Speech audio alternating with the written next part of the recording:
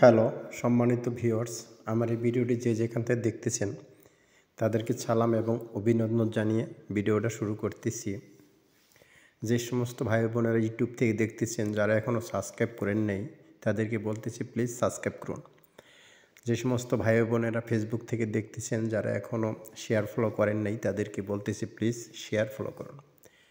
তাহলে আজকে দেখুন, রাশিয়ার একটা ভিডিও তুলে ধরতেছি।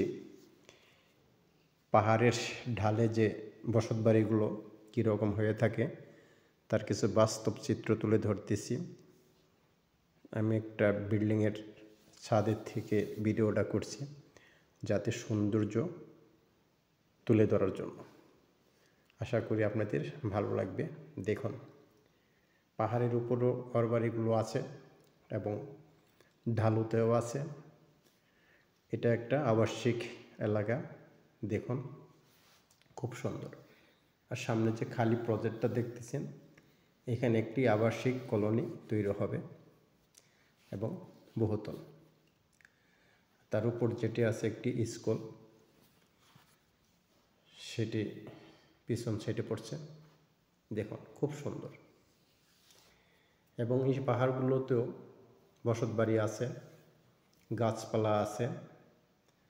আবার ডান পাশে হলো এয়ারপোর্ট, খুব সুন্দর। আর এই সমস্ত শহরগুলোতে আপনার যেহেতু এয়ারপোর্টের সাইটে, এই জন্য বহুতল ভবন কম। বিদেশের বাড়িতে বিশেষ করে বহুতল ভবন তেমন একটা হয় না, নাই বললেই চলে। আর কিছু কিছু কমার্শিয়াল এরিয়া আছে, সেখানে আবাসিক এলাকা এবং কমার্শিয়াল দুটোটাই আছে, সেখানে খুব সুন্দর। আশা করি ভিডিওটা দেখে আপনাদের যদি ভালো লাগে, লাইক শেয়ার কমেন্ট করে দিবেন এবং সাবস্ক্রাইব করবেন। আশা করি আপনারা ভালো থাকবেন। তাহলে আজকের মতো বিদায় নিতেছি, আবার দেখা হবে। আসসালামু আলাইকুম।